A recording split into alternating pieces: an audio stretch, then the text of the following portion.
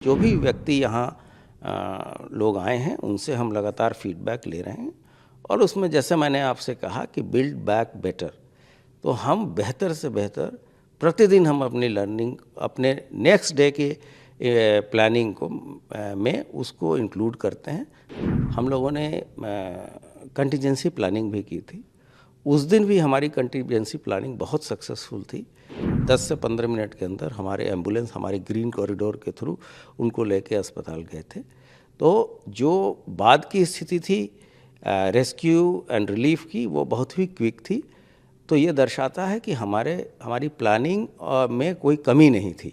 उन्होंने समय रहते बहुत ही अल्पावधि में कार्य किया है और हम लोगों ने इसको पता भी किया कि 10 मिनट के अंदर सारे जो घायल थे उनको हम लोगों ने अस्पताल में पहुंचाया। आने वाले महाशिवरात्रि के पर्व तक हमारी अन्य चुनौतियां भी हैं, जैसे बहुत सारे हमारे सेक्टर्स जो जहां पे अखाड़े लगे थे वो खाली हैं, तो वहाँ जो संपत्ति है, चाहे वो सरकारी संपत्ति हो या किसी कॉन्ट्रैक्टर की हो, उसकी सुरक्षा, और इस दौरान बड़े क्षेत्र में कोई व्यक्ति भटक न जाए, इसके लिए 3 शिफ्टों में भी ड्यूटी प्रतिदिन लगाई जाती है।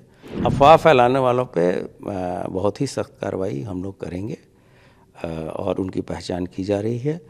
महाकुंभ 2025 का ये 5वां स्नान है और आपने सही फरमाया कि जो 3 अमृत स्नान थे उसके अतिरिक्त ये तीसरा मुख्य स्नान है। इसके बाद से महाशिवरात्रि का भी स्नान होना बाकी है।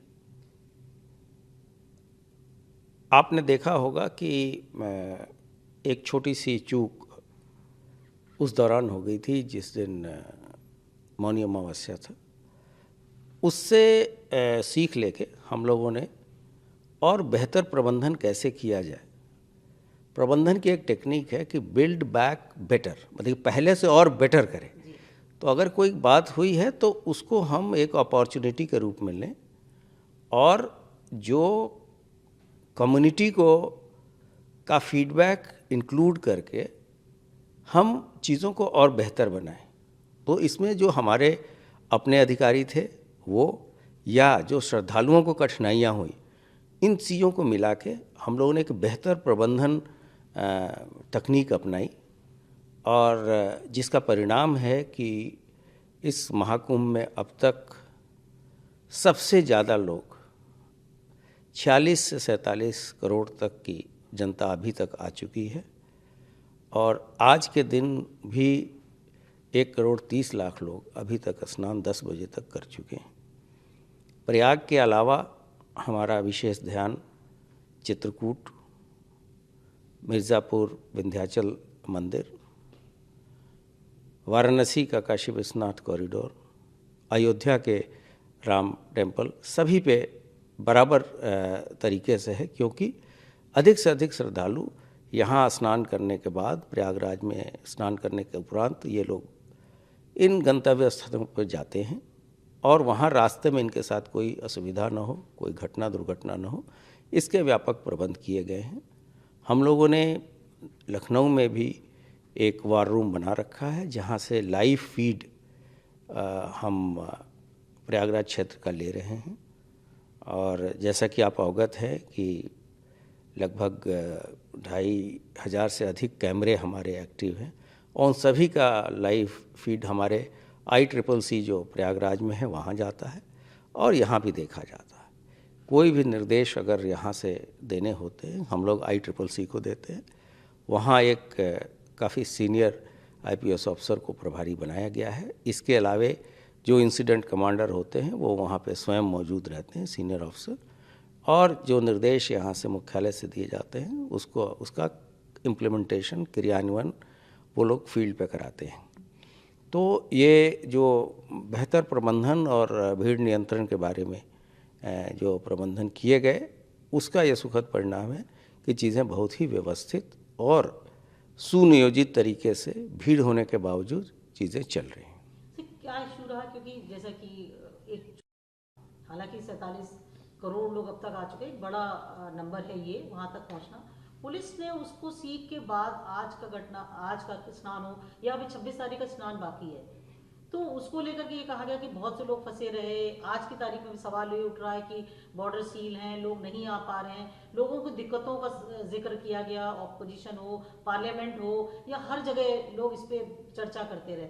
आप लोग कैसे इसको कंट्रोल कर पा रहे हैं, या कैसे मैनेज किया गया? वाकई कितनी दिक्कतें थी, या पुलिस ने इसको कैसे मैनेज किया? मैंने पहले भी कहा है कि इसमें कोई एडमिनिस्ट्रेटिव लैप्स नहीं है। ये हमारा पब्लिक का इतना ओवरवेलमिंग रिस्पांस है, इतनी अधिक संख्या में लोग आ रहे हैं। और आप देखेंगे कि मेले की शुरुआत से अब तक जो जिस वर्ग के लोग आ रहे हैं उसमें भी काफ़ी अंतर हुआ है।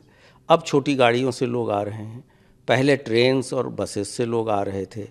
तो लोगों के आने के मोड ऑफ ट्रांसपोर्ट में भी अंतर हो रहा है, तथा उनकी जो बहुत सारे लोग इसलिए शुरू में नहीं आए कि अब भीड़ कम होगी, लेकिन कुंभ का इतना विश्वव्यापी इसकी पहुंच हो गई है कि सभी पूरे संसार से लोग आ रहे हैं।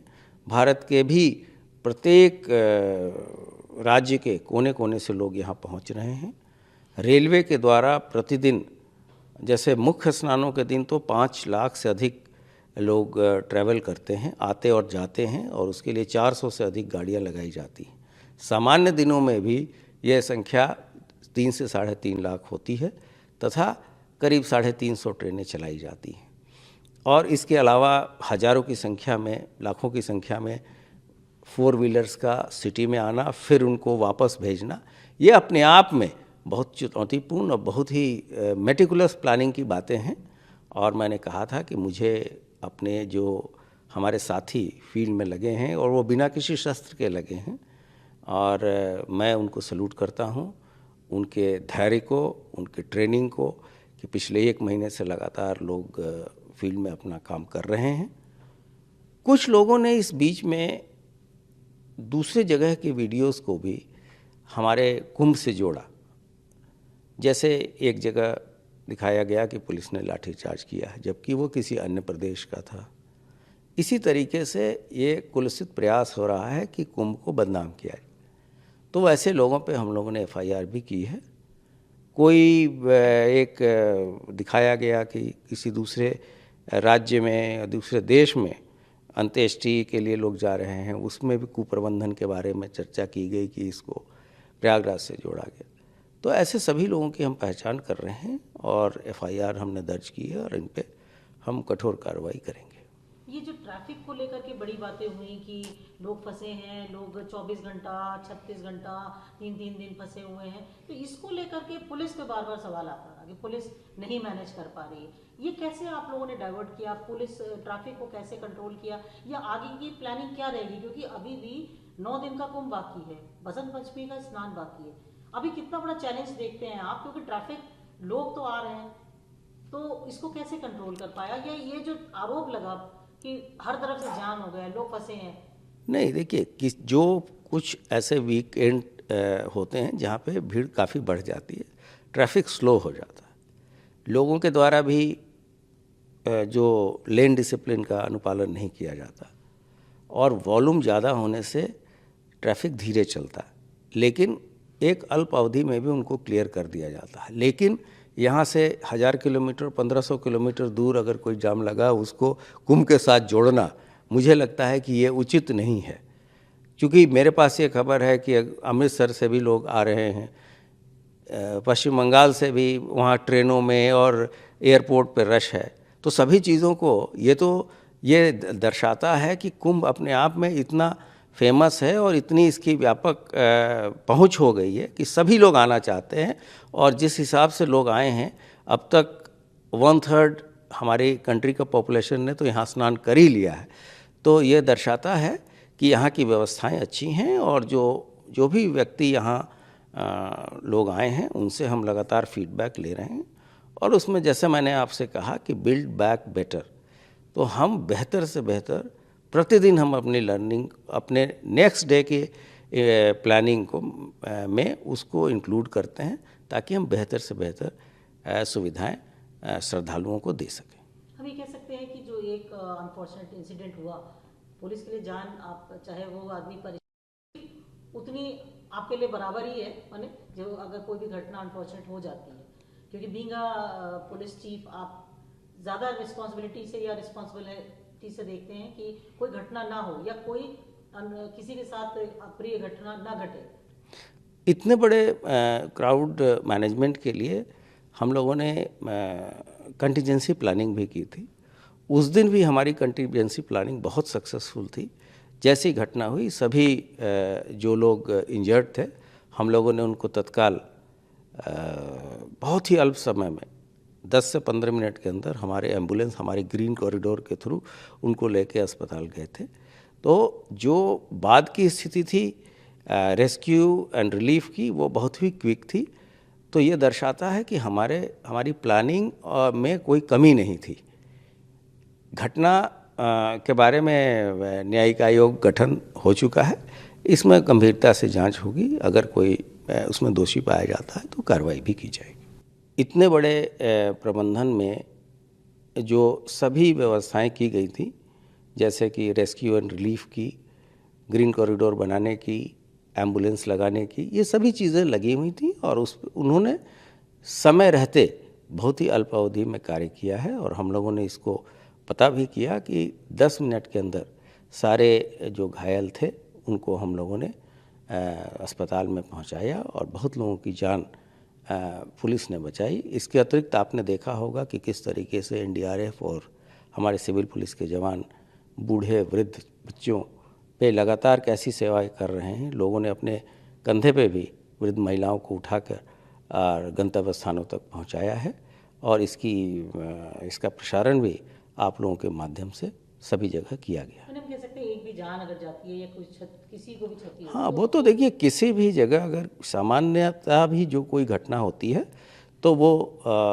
ये हमारा प्रयास होना चाहिए कि उस तरह की घटना न हो और जल्द से जल्द उसमें दोषियों पे कार्रवाई की जाए। ये जो दुष्प्रचार वाली आप बात कह रहे हैं कि कुंभ का दुष्प्रचार में भी कुछ लोग लगे हुए हैं, तो इसको कैसे कंट्रोल कर पा रहे हैं या कुछ आप रिक्वेस्ट करेंगे? क्योंकि पार्लियामेंट हो, मैं बार बार कह रही हूँ, पार्लियामेंट हो, ऑपोजिशन हो, वो लगातार या आम कुछ यूट्यूब्स पे भी हम देखते हैं, सोशल मीडिया पे भी देखते हैं कि लोग वीडियोस चला रहे हैं, कुछ अफवाह भी फैला रहे हैं।